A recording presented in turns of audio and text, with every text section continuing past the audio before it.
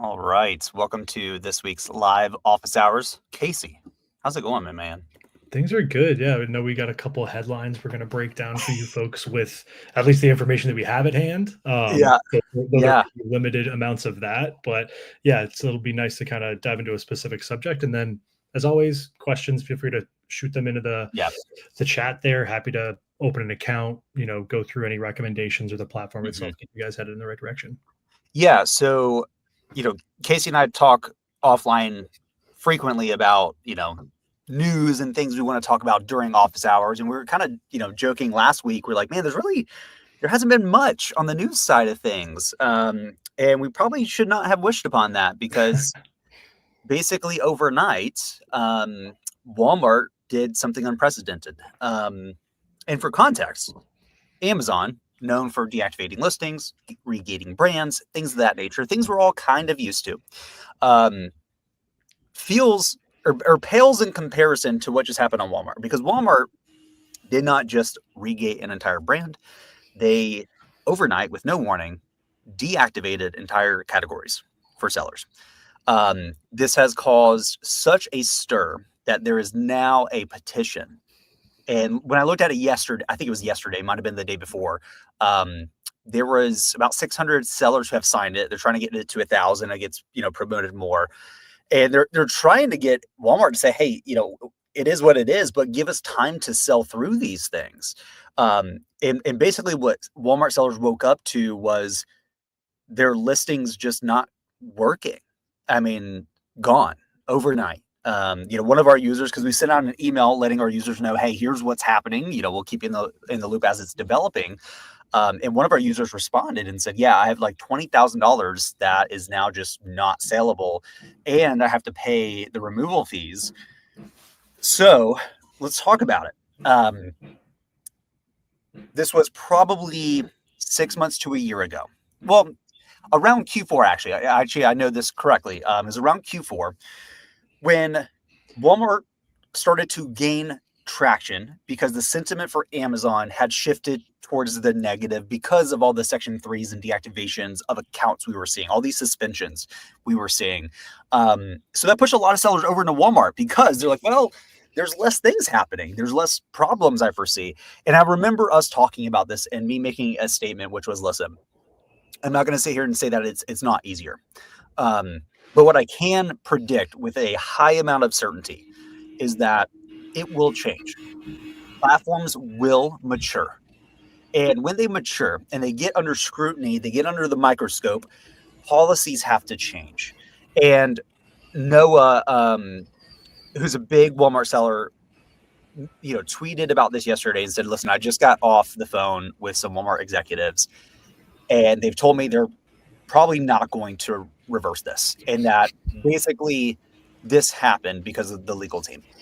And so, from my perspective, it feels like an overreaction to trying to figure out a way to deal with counterfeit claims. We know a lot of this kind of deactivation stuff stems from protecting the end consumer and the company, so the platform, Amazon and Walmart, from counterfeit products. And Walmart essentially told Noah on this conversation that Walmart has realized their pre-vetting of sellers and of inventory is not really up to par. Now, let's pause. One would think it would make more sense to take a longer term approach to solving the actual root cause of the problem versus just deactivating entire categories that are rife with these issues. I mean, there's no getting around it. All it takes is a certain critical mass of bad sellers that ruin it for everyone else.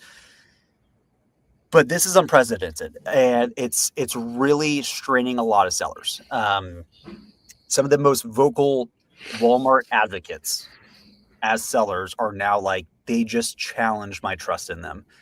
And these are people who have backtracks in with executives in different teams. They know what's going on more so than we do, and they're upset, rightfully so.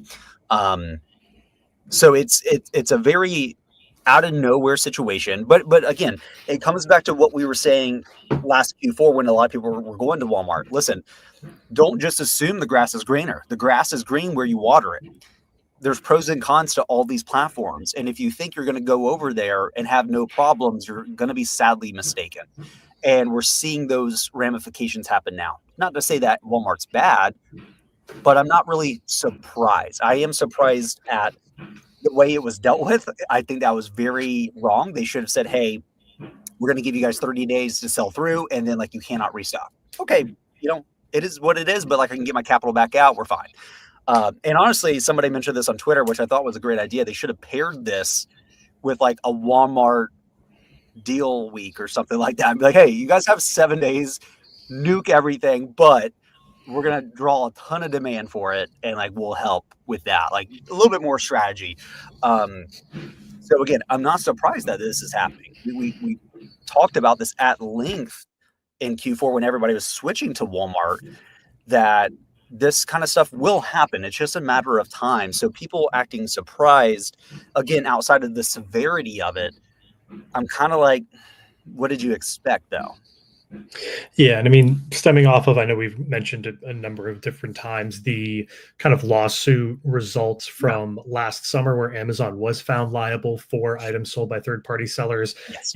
This is an overreaction / overcorrection by Walmart to avoid a similar situation. Obviously, we saw the uptick in deactivations and account removals and things in Q4 on Amazon. That kind of led to a big migration over to Walmart. And I think it was clear both at the time and especially now that Walmart didn't have a fully fleshed out process. Of course, their legal team is going to kind of take precedent over any other team, which makes sense for them. They don't want to be caught liable in a similar lawsuit that Amazon was hit with. But with that being said, it's definitely highlighting a lack of accountability on Walmart's end. Like, this is clearly an issue that they created by not having a vetted process, and it's leading to a less than poor experience for folks who have such a high number or high dollar amount tied to inventory that can't be sold there now. So I mean, I think this kind of boils into a couple conversations that we've had or certain topics we've covered where you need that emergency fund for your business, always making sure that you have your legitimate, whether it's purchase orders, anything obviously like toys or anything around health supplements was like one of the big categories removed. Like, you're always going to want to make sure that you have the proper documentation when you're selling those things. Obviously, toys, choking hazards, all sorts of things like that. You got to make sure that those are legitimate products. And then on the health side, those are going to be more sensitive as well. So definitely, unfortunately, not surprising, but disappointing is I think a decent term, considering that, they shouldn't have had, or they shouldn't have allowed this much inventory or these items to be up in the first place if they didn't have a process in place. And now that they don't, and they're recognizing that they're not the ones paying, it is the sellers. And nothing that I've seen is new. Like CPC, so Child Protection Certification, that's been around forever. When I sold on Amazon a decade ago, I sold infant toys, and I could not list those without the CPC. So, I mean, luckily I was doing wholesale directly with the brand. So I just requested the CPC. They gave it to me. I uploaded and I was good to go. So again, we talk a lot about these platforms maturing. I think a different perspective on it to take is the industry is professionalizing is the term I'm going to use, meaning you can't just buy and sell random things. This is no longer an easy side hustle. I think, and I've said this my entire career in this industry, is like, you have to treat this like a real business, like a real company, because you're incentivized to do so. Think about this. It's very easy to see these policies and these things change and be upset because it's adding more work in friction, right? It's pain in the butt. Don't get me wrong. But if you view it from the lens of what's the incentive here? What are they trying to get us to do? And when you understand that, you understand the reasons behind it, it does make sense. Does it suck? Of course it does. But does it make sense? Yes. And what they're really incentivizing you to do is treat this seriously at the end of the day. Is that true for everything? Not really. Like that's some things are just silly. Let's be honest. Some things are just silly. But things like CPC and stuff like that, listen, you're in a massive industry that is highly not regulated in terms of like healthcare and government and stuff like that, but they're under scrutiny. And law firms are consistently suing them class action wise for a lot of things because they can. And it's forcing their hand. So we mentioned that the theme of this year is adaptability. Funny now that the Walmart thing happened and everybody's like, listen, you just got to be adaptable. I was like, I told you guys, we've been talking about this. It is adaptability. We cannot predict what will change, but we can predict that change will exist. That's where the industry and these platforms are at right now. A decade ago, was there changes? Yes. Were they to the degree that is happening now? No. They are different. But you've always had to adapt. Look at any seller who's spent, more than 5 years running this business full time. They'll tell you the exact same thing. Expect change, prepare for it, and move. When something stops working, you move on. And unfortunately, I think a lot of sellers are building their business model around what I'm going to call a loophole. It's a very specific thing that makes money. And when that stops working, like a specific category or something like that, when that stops working, they shut down. No. This is so important. You have to think more generally. You have to be a retail business and operate the way they do. Sometimes you lose contracts. Sometimes, the demand for something changes. You don't just shut down your business because the demand on one product changed. You say, well, cool, where's the demand at now? Let's adapt. Let's move. You have to have that mentality. And I think, I keep coming back to like the Nike situation, right? A lot of people built businesses only selling like Nike. And it's like, then they got hard gated. Now the whole business is shut down. Well, yeah, you put all your eggs in one basket and that was way too risky. Was it profitable? Of course it was. But what you weren't factoring in was the risk profile of not being diversified.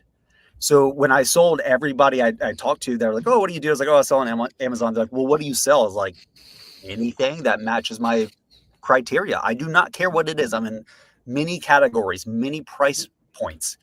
I don't care. If it makes me money, I'm good. And if I can sell it and be protected, I'm good. So nothing has really changed from that perspective. When you treat it professionally, these things are annoying, but they're not earth-shattering. They're not just going to shut you down. It's hard to get a lot of sellers to understand that. It's hard to see what your risk profile is because most of the time you don't want to acknowledge it. You don't want to think this one thing that if it went away, I'd be screwed. But you need to know those things and work against them. Yeah, and I think we always talk about the importance of sourcing. Obviously, like in the Nike example, like that simplifies sourcing. You're only sourcing for one type of product or one brand or all that. But it does come, like you said, with a high amount of risk of if you lose that, then you lose everything. So I think it kind of does boil down to responsible sourcing in terms of, sourcing good products with the proper documentation, but then also, sourcing different categories of things. So if things like this do come up, then you're not totally in a holding pattern or worse. So, the best thing you can do is always make intelligent buys with the proper documentation. Man, I was selling, Wi-Fi enabled grill thermometers along Bluetooth album books, like the randomest stuff, but hey, they worked, see Angel here. I noticed after receiving your email about Walmart, I went to check, and sure enough, a few products had been removed.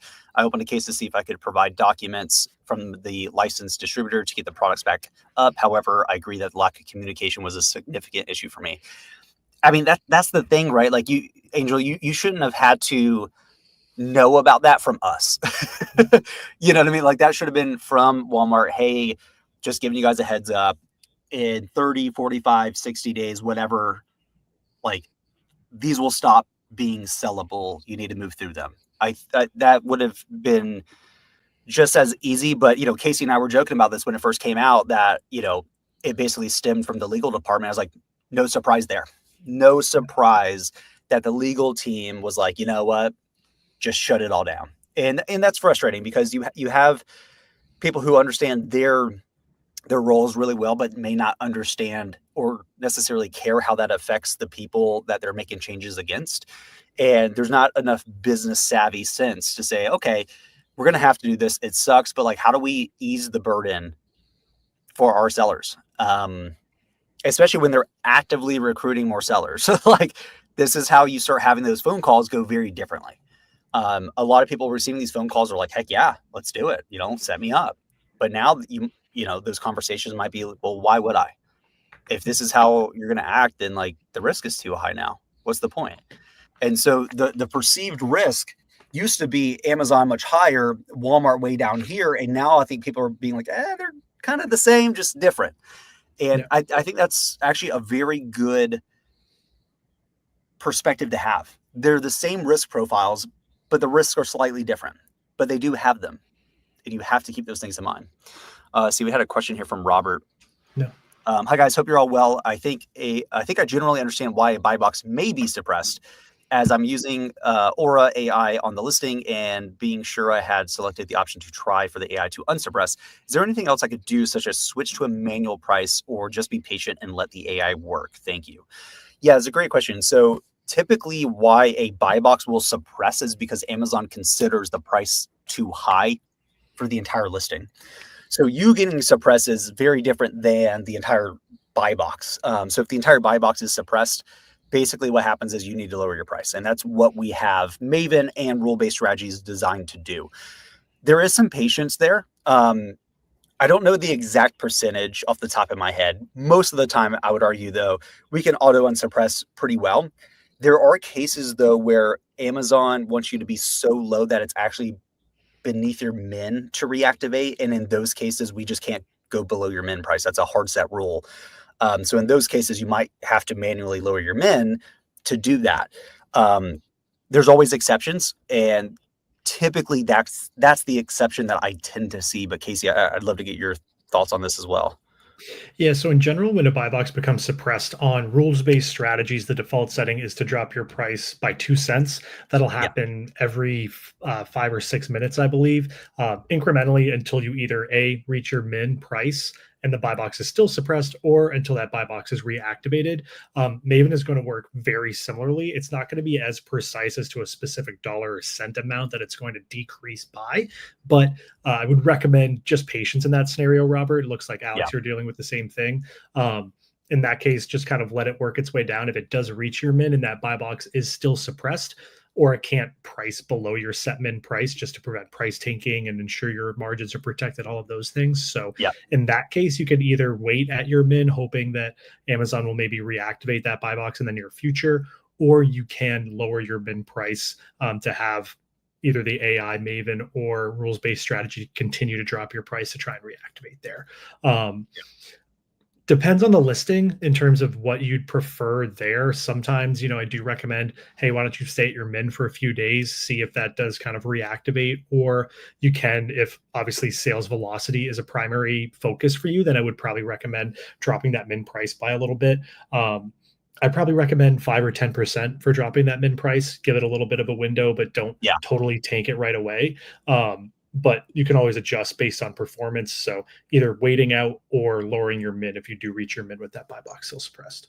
Yep, totally agree. And Robert, you've seen this, you basically have to go beneath them. And the hard part about this is kind of the blindness for both, sellers and developers, where we don't really know what price would undo that scenario. So you're kind of just trying a bunch and waiting for it to happen, which is slightly frustrating, but that kind of comes with the territory. We're kind of used to that. So a lot of being a developer in this space is flying blind, testing what works in actual live data, and then just using that as a mental model for what works and what doesn't work. So sometimes it's like, generally this should work. There are cases where we've seen it not work. We don't really know why that's the case. Otherwise we could, if we could get a signal that like, oh, this is the exception, we know exactly what to do here. It's like a sub strategy. Doesn't really work that well, unfortunately. Yeah, and Yeah, unfortunately, these things do vary heavily from listing to listing, so there's no it does. discernible pattern across listings, and Amazon does tend to have, inconsistencies in their own logic. So when it Yeah, seems like there may be a pattern, there's often not. So yeah, there is probably going to be some testing involved there, Robert, like you mentioned. So yeah, I'd recommend probably waiting at that min for a couple days if it's already been there, maybe lowering that min price, seeing how that reacts. yeah. Good example of like seeing a pattern that's not really a pattern. When I was a seller, I intentionally did not want to compete against Amazon. I just didn't really care to deal with the issues. It was harder to compete in a lot of cases. But I would talk to other sellers that were like, "Well, I compete against Amazon all the time, and I always crush them." I'm like, "That's interesting because that's the inverse of what I've experienced." So I just cut it. But who's right, right? And once we started Aura and we had a larger data set, we realized, oh, it comes down to the listing. And so the pattern is if Amazon's nice, they will let you win. If Amazon's not nice, you will never win. That's the pattern. And so how do you determine that? Well, you have to run an experiment. You have to test prices and see, what does Amazon do? Do they rotate to me when I match? No. Okay. Well, if I beat them, do they let me take the buy box because I'm a better offer, or do they not? But you have to keep going down, because on some listings I've seen it where we had to be $5 beneath them to pull the buy box. Other ones we can match and rotate all day long. Others, no matter where we went, they would not rotate to us. So my theory is if they have too much inventory, that they're personally carrying, they're going to prioritize their inventory because it's their cash flow being outlaid for that. They want to get that back. But again, that's a theory. And so you can find patterns, but sometimes it's hard. Like, patterns are really nice when they work consistently because that's super easy to code, right? That's a basic, script that's just like, if this happens, do that, right? Pretty straightforward. With what we're talking about specifically with Amazon, it's really experiment, see what's true, and then you have different subpaths depending on what's happening there. And there's a decent amount of things actually like that, where it's like one of 5 possibilities, and we have to determine which category that goes into based on real data. It's a lot. Yeah. It's fun. Yeah. It's fun to watch. Yeah. Suppression and then just buy box algorithm in general. I mean, the only thing we know is that it's a combination of shipping times, price, and seller rating. Other than that, that's about all we know. There's really, their algorithm's not public. Like Dylan said, they'll prioritize themselves over more advantageous offers in certain scenarios. So no real silver bullet, but the best thing you can do if you're really trying to win the buy box, and that's your only goal, is going to be to drop your price. Obviously, you can do things to improve your seller rating and your shipping times, but those are kind of different processes and things that aren't necessarily directly in your control as price is. So yeah, and I like getting the question, and I don't get it super often, but I love when I get it. Is like, hey, I've got Aura perfectly optimized. What else can I do? I have a simple answer for this: buy more inventory. It sounds crazy, but think about it. If you have more of your inventory geographically distributed, you now have access to those regional buy boxes.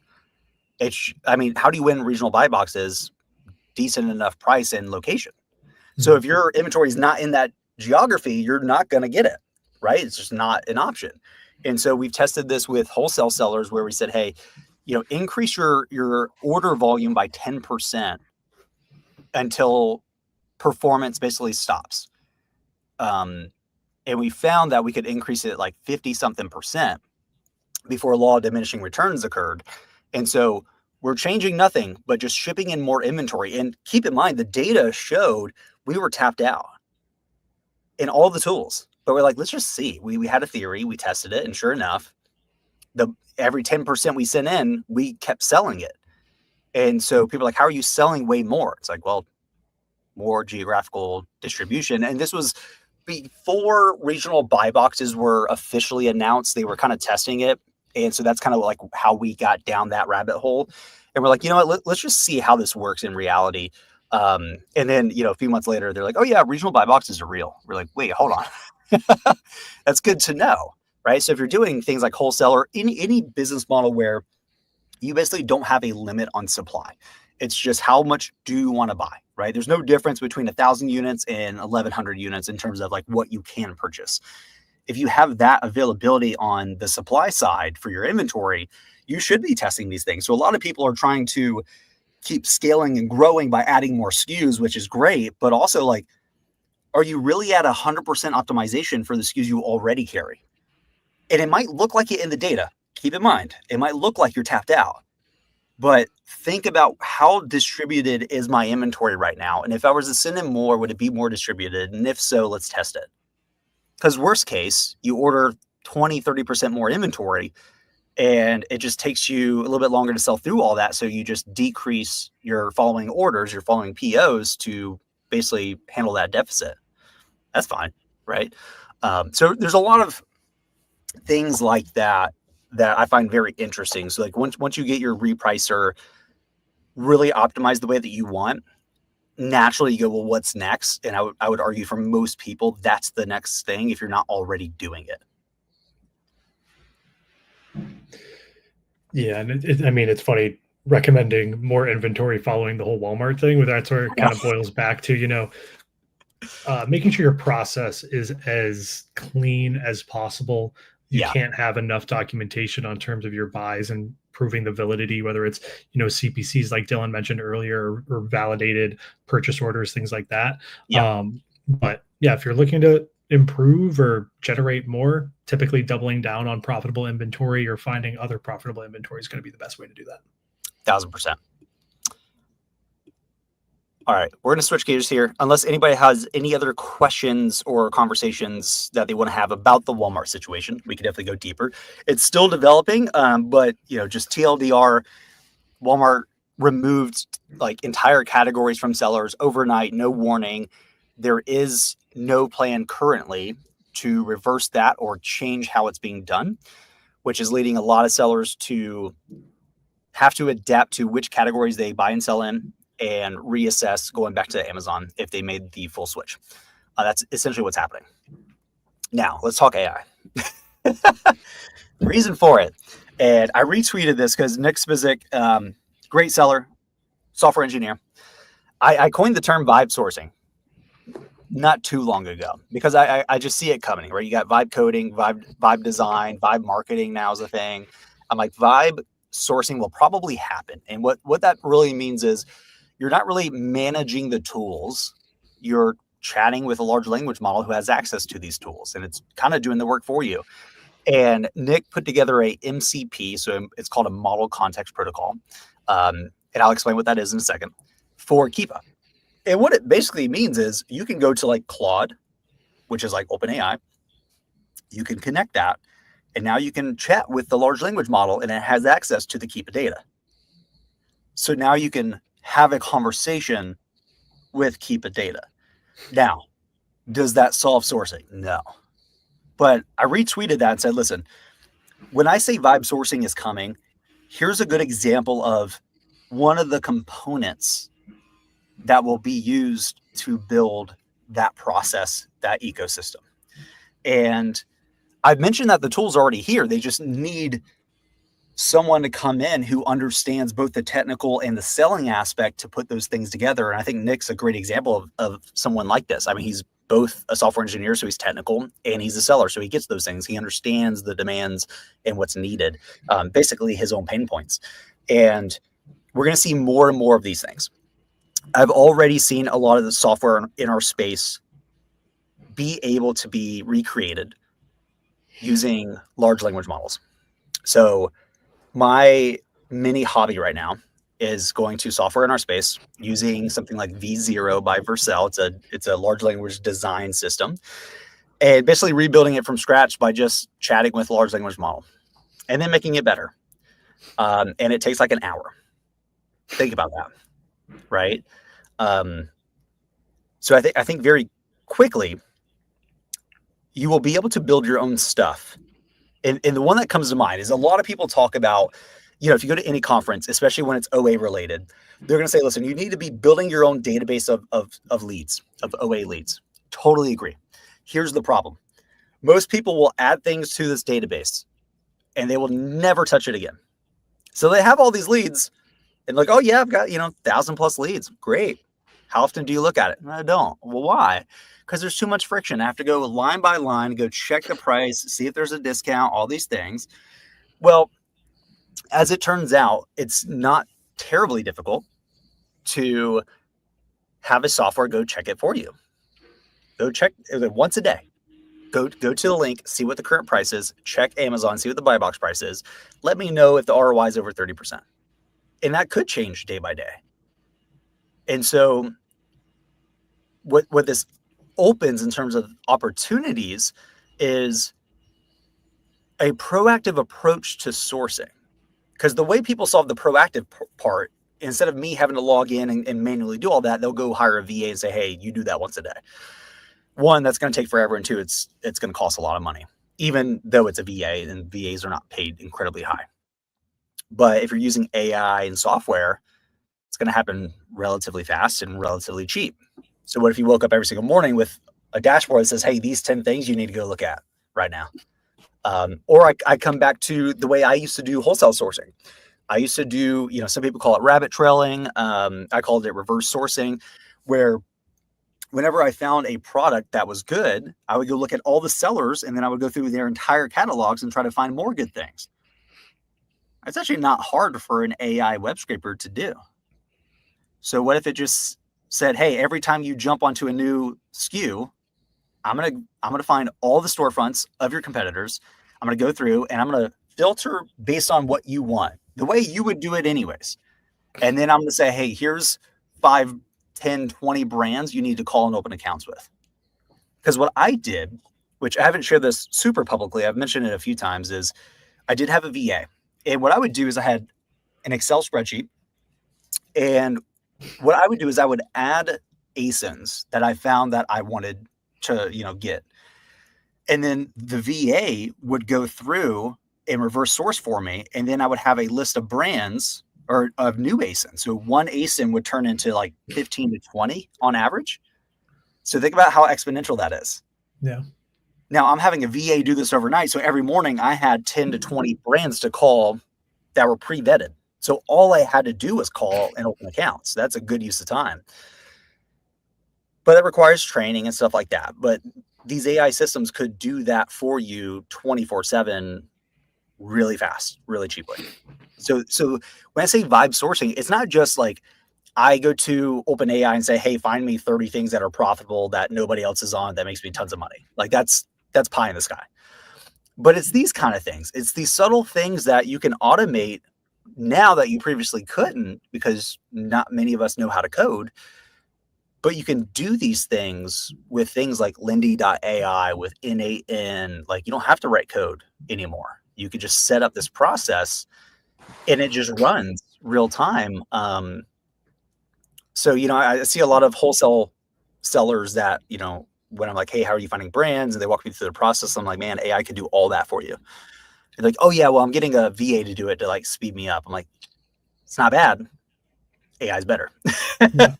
Right. So when I say vibe sourcing, it's like, it's using AI basically to make a process better, make a process faster, make it more scalable. And now the only limiting factor is how much capital do you have and how much time do you have to deploy it correctly? Okay. Interesting. Yeah. And it's interesting because I know we've talked about as AI continues to evolve, it's going to really serve managers of teams very effectively because they're going to be the best at writing prompts and giving it intelligence. So obviously AI is going to be extremely helpful if you're able to give it the proper prompts and context to do the job effectively. So there is going to be a little bit of, hey, I have to have a general understanding or a general process setup that I've been using frequently, but then plugging AI into that is a great way to fine tune, optimize, find different ways to improve that process. Especially if you find, any patterns in whether how the AI operates, any products that it's serving up, any specific step in the process it does differently than you might have. That's just going to help you inform, and then you can add that to the prompt, and then kind of it's going to snowball and feed itself. So I think that's where I've started to use AI a lot in my own personal life, specifically, workout plans, meal plans, groceries, things like that, to be like, hey, this is what I'm doing. where am I doing it right? Where am I doing it Yeah. wrong? I think that's also a very effective use of AI, saying not only, hey, go do this, but here's what I'm doing. How can I do it better? Yeah. So yeah, it's definitely becoming more prominent, unsurprisingly, but what you're able to do with it, especially kind of like in your vibe sourcing Yeah. example, if you're able to kind of piece different AI tools together and give it the right context and information, it's really just going to, accelerate growth, speed up that process, and free up more time for other areas of the business that you may need to focus on more manually that you can't currently automate. Yeah. And an easier way to think about this, it's automation 2.0. There are things like Zapier and Make.com that, I've used for decades that have helped me automate all kinds of stuff I forget that is still automated because it just happens and I'm just used to it. But there's a lot of things that just didn't work. It just wasn't possible. It was too complicated to get set up and it would break all the time. And now with automation 2.0, aka adding AI into the mix, solves those problems without it being more complicated. That's the way to think about it. That's all it is. I mean, when people say agents, all it really means is you're automating something with a AI inside of it. That's all it is. Yeah. So start thinking through that lens, right? This is why we talk about checklists, SOPs, writing down your process. Even if you don't have a team yet, that's fine. Still lay out your process for what you do and how you do it, your requirements, filters, everything, and then see if you can automate parts of it using automation 1.0, so basic automation, or 2.0, throwing a large language model inside of there. And sometimes it's one thing, right? It's one little piece of it. Other times it's the whole shebang, right? It really just depends. Um, it's funny because this was 4th of July party, actually. I was talking to somebody from Harvard. She's on the like innovation kind of team and they're talking a lot about AI. And she asked me like, hey, what do you think of AI and how does it help you? Because she was trying to see if like how I was thinking about it was the same way they were thinking about it as a team. And luckily it was, which was really fun for us because we're like, oh, cool. Like we have the same philosophy on this. Like, that's awesome. And the philosophy was basically like, you have like two parts, right? You have a brainstorming partner, which is amazing. And then there's do something for me, right? So like I have a long going OpenAI GPT, conversation. I call the thread Emily just because it's easier to search in the search thing. I was like, I'm going to give you a name. But I chat with it about all kinds of random ideas and things and, or I'll vent to it, which sounds so weird. I'll be like, I had a crap day. And it's like, cool, let's talk about it. I'm like, awesome. It's like 3:00 in the morning. But then there's the do things for me. So like Howie.ai is like my scheduler. And it's kind of interesting because, I was telling her, I was like, I very much view these things as part of my team now, right? Like Howie, which is Howie.ai, handles my scheduling. Emily is more like a personal assistant, doesn't do anything for me. It's just a brainstorming partner I just chat with throughout the day. But then I have, what's the new one? Cora, which is like helping like filter my emails and stuff like that. So it's a different way of operating where I kind of have like 3 to 5 consistent AIs that I use day to day that are now just like if they were to be ripped out, I'd be upset. Like I'm happy to pay for them. And I don't think sellers have really gotten to that point yet where they feel like they have almost this like personal support AI agent team. But once you start to get to that perspective and you start to feel the positive effects of it, it all starts to click. And you're like, oh, I get why people are obsessed with this now. Like this was not possible. It's having a profound positive effect in a lot of different ways, whether that's professional or personal, that I would actually be upset if they went away now.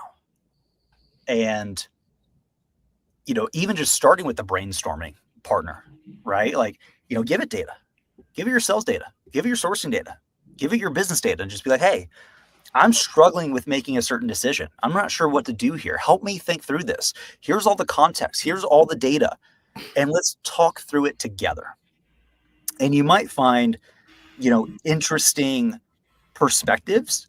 And I like having it ask me questions of like, hey, I'm really torn here. I'm 50-50 on A versus B. Ask me profound questions that if answered, that you have the context of, you would help me get clarity on the right decision for me. And I'm like, all right, here's 10. You fill it out. And it goes, okay, based on those, here's exactly what you should do and why. I'm like, oh, okay, that's pretty cool. Or even, having it make processes better. Like personal finance, great example. I've used YNAB, so YNAB.com for the longest time. And it's like, I like it because it's very transaction. Like you're looking at each transaction, you're categorizing, you got your budgets. But then I realized I was like, man, I hate doing this. I hate having to go through and categorize everything. I've automated as much as I can. I hate doing it. And so I talked with Emily about this, my AI. I was like, hey, like I really hate doing this. And I just don't do it for like 2 to 3 months. And then I have to deal with 3 months worth of transactions. And throughout that conversation, we developed a better process. And now I'm like, oh, I don't have to care that I'm not doing it anymore because we have a simpler process that rationally makes sense. We've kind of stress tested it and it helps me get towards my goals. So my AI brainstorming partner helped me go from, I'm not doing this task. I care about my personal finances, blah, blah, blah, to here's something that might work better for you. And I actually am looking forward to using the process because it requires none of my time. It requires maybe 15 minutes a month. Awesome, dude. Like, this is great. And what's nice is I can go back and be like, well, it kind of broke here. All right, cool. Let's work together to solve that problem. I had some concerns on certain aspects of it and we're like, oh, well, it'd be cool if we automated the whole thing so you didn't have to touch it, period. We look and we're like, we can't really do that. But if we approach it this way, we can remove a lot of the problems. Okay, so I can't automate it, but I can automate 90% of it. That last 10%, not possible technically. That's fine. It takes me 5 minutes to do it. Great, done. Yeah.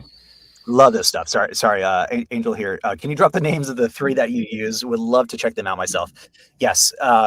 Actually, I'll do you one better. If you go to DillonCarter.com, so DILLON Carter.com, if you scroll down, I have a blog post called My Favorite AI Software. And all the ones I mentioned are there except for Emily, because that's just basically a long-standing ChatGPT conversation thread. And I only named it because it's easier to search, because I have a lot of threads. I'm like, where the heck is that thing, man? So I just called it Emily so I can search for it. But all the software that I actively use that is AI related is there. I've also written some blog posts that I link out to on that, tool post as well for like how to think about certain things. I'm probably going to do one later this week about the AI tools I use for email, because I think I finally have a stack that is hard to beat. I mean, it is perfection. It's only 3 things, but it is absolute perfection. So, but specifically Howie.ai is what I mentioned. The other one is Quora. It's if you go to every.to, that's the company who built it. It's just Quora Computer.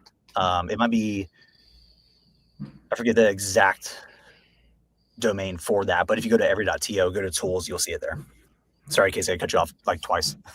No, you're good. I was just going to say, and like a lot of folks, the devil's in the details, and a lot of folks love operating in those details and focusing on whether it's sourcing details, repricing details, things like that. So it may seem like a tall task to fully automate a process, which it definitely is, but that's where itemizing the pieces of that process and focusing on, hey, let me automate this one part of the process. And then as you continue to automate more and more, you'll find, hey, I can automate, like you said, 80-90%. There's going to be things that you can't automate, but that's going to help you just slowly pick up velocity and kind of build on your own process by, offloading anything that can be automated, and anything that can't, you'll still take on, but that'll let you, reinvest that time back into those things that can't be automated, or back into sourcing or developing relationships with suppliers, things like that. So, that's something that I think's been helpful for me in terms of trying to get a little bit more ingrained in these tools, is not necessarily trying to look at the whole piece of the pie, just look at a handful of ingredients and see how you can automate those things. Yeah. And even if you can only automate 50% of everything, that's still half your time, right? And Angel, I grabbed the link for that blog post. I just posted that into chat for you guys. So you'll see that there. You can go directly to it. I do update that as things change. So if I find new things, I don't think I added Quora yet, because I've been testing it for about 2-ish weeks, but that's getting added because it's phenomenal. But yeah, I think a lot of people feel like, well, if I can't automate the whole thing, then it's just not worth it. And I wholeheartedly disagree. When we were setting up the Wholesale Made Easy podcast, I had a massive whiteboard and I laid out the entire flow of the process. And I went step by step and said, what can I remove that is redundant? And then number 2, what can I automate? And then number 3, what is left? And I got to a point where all I really had to do was jump in, record it, and publish it. Everything else was done for me. I'm using software to help do the thumbnails, everything. It's going over, it's getting synced everywhere, like easy. And that took, maybe an hour to lay it all out and then kind of work through that process. So it wasn't, because initially I'm like, man, this could be a lot of work. Like, is it really going to be worth it? I have to reduce the friction of getting it done. And, towards the end, it was one of the easiest things ever.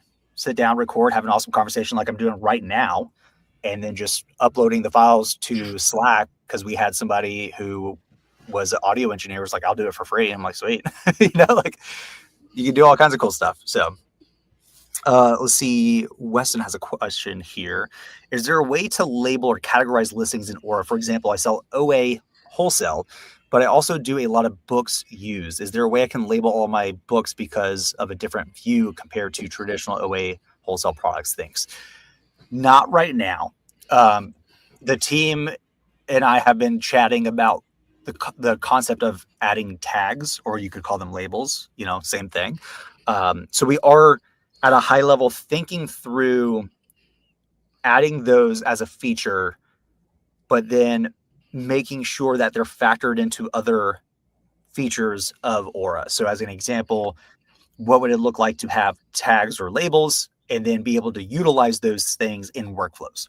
So like a listing being given a tag could be a trigger for a workflow, or applying a tag could be an action for a workflow. So you can automate a lot of those things too, right? So you can be like, hey, all my Nike stuff is OA. Great.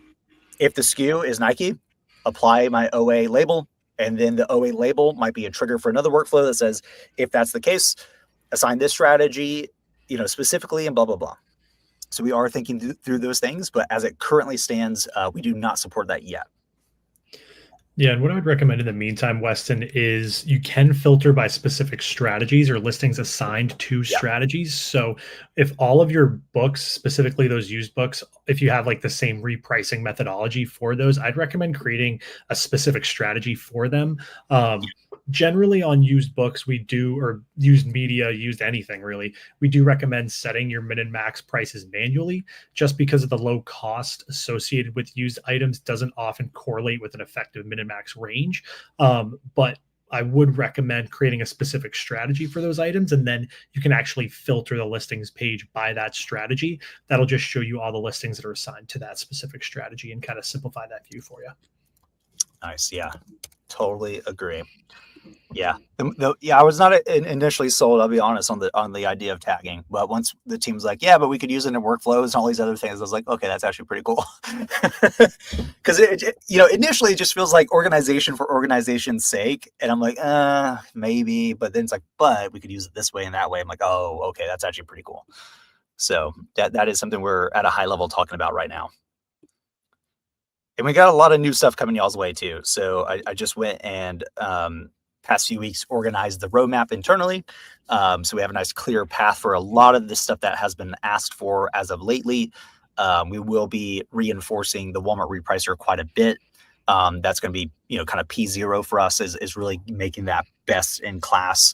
Now that we've learned a lot, gotten a lot of feedback for, really what's needed, what's not as important that we might have thought was.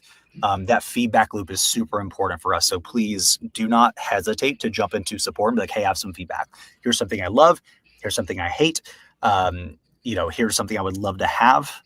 Send all those to us. And if you go to feedback.goaura.com, you can actually search for things that are already requested, and you can upvote those things and add your own comments to it and say, hey, it'd be cool to have it done in this way.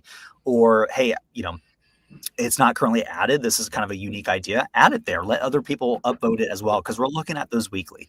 I'm going through those and saying, what's the most upvoted request we have? And does it make sense for us now? And if so, we're going to work on it. So it's super helpful for us. So the more feedback you guys can give us, the better Aura is going to become over time, all day. Yeah, and as much context as you can provide with any feature request, whether that's via the inbox and chat or via the feedback.goaura.com hub of requests, if you will, that's just going to inform us, how to best build those features for you folks, knowing that there are a lot of nuances and context around a lot of feature requests.